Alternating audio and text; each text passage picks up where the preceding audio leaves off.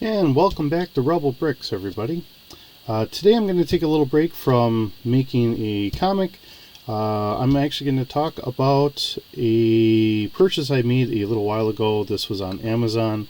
As a kid growing up in the 80s, I was always fascinated by the A-Team, and I saw this attractive truck on Amazon. I don't remember the manufacturer, whoever the manufacturer was. I think they did a pretty good job trying to design it to make it look very much like the old iconic GMC Chevy van. I think it worked pretty well. We have some opening doors in the back, so the doors do open up kind of nice. We do have some storage for wrenches and some other stuff that they might use.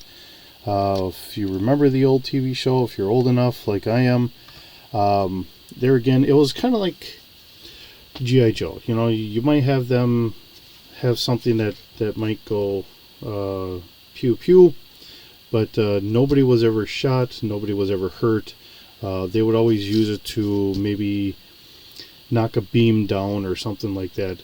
And very rarely did they ever really use it. You might see it here and there, kind of like when they're getting things ready, but you know, most of the time they always outsmarted the bad guys in every episode.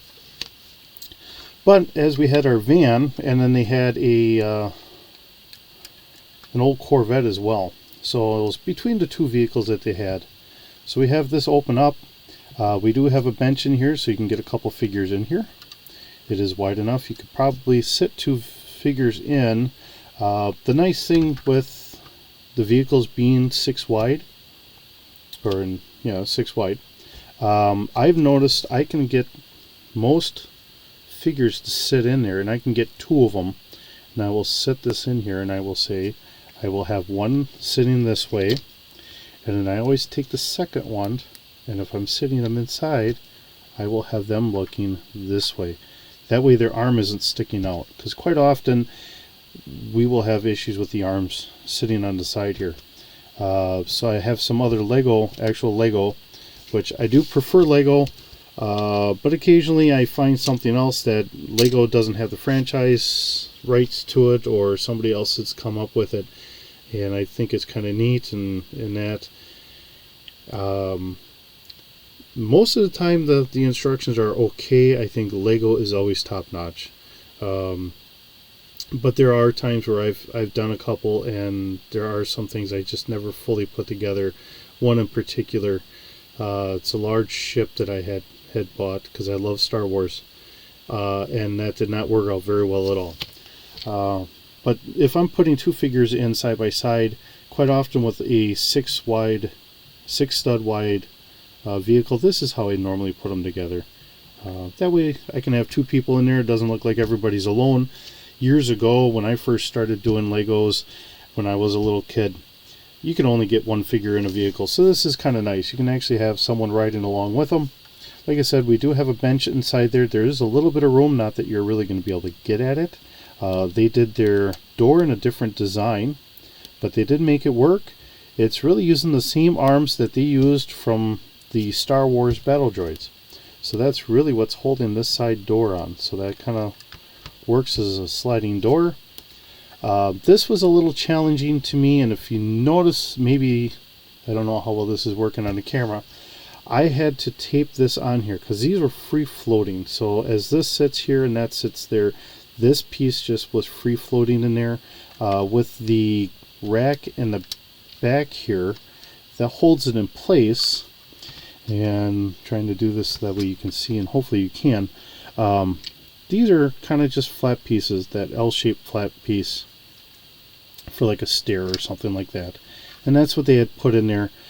I couldn't get them to hold how I wanted to, so I kind of ended up just taping them in there. For me, these are models.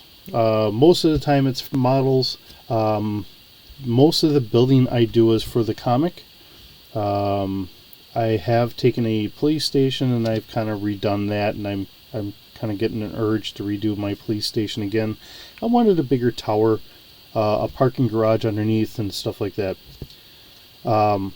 But when I put sets together, for the most part, for me, they're models. I used to build models and paint them and all that, but I find my hands start shaking after a while.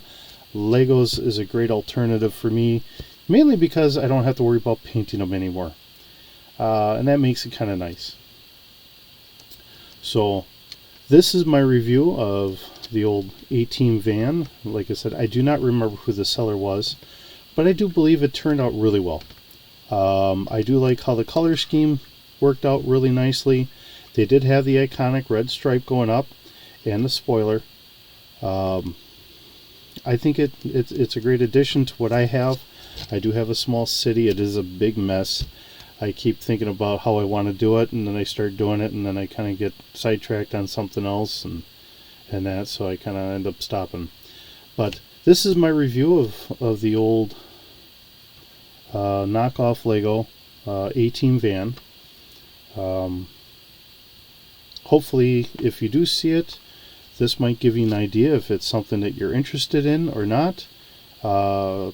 Wasn't overly hard to put together. I don't remember having any real gripes in doing this, but it is sometimes challenging when you get some of the off-brand Legos, depending on who's doing the instructions and that really gets to be your hardest bit.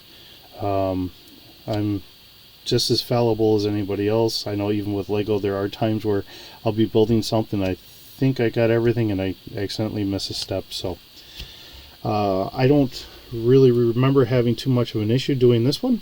It worked out really well. Outside of, like I said, we have this red stripe here, and I wanted it to sit a little bit better, so I ended up taping that up. So if you do see this on Amazon and you do like it and this kind of helped you, I'm happy that I could be someone that kind of helped you on that. And if you looked at it and says no because it's an off-brand and that, I respect that view too. Like I said, for the most part I always stay with Lego. I do prefer Lego over most of the others, but there are some themes that Lego just does not do, and I respect that thought, especially when it comes to more military bricks and stuff like that.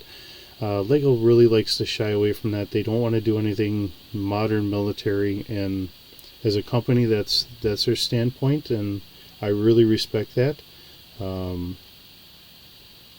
Maybe sometimes I'd like to have something like that, but that's when I start looking outside of the Lego realm.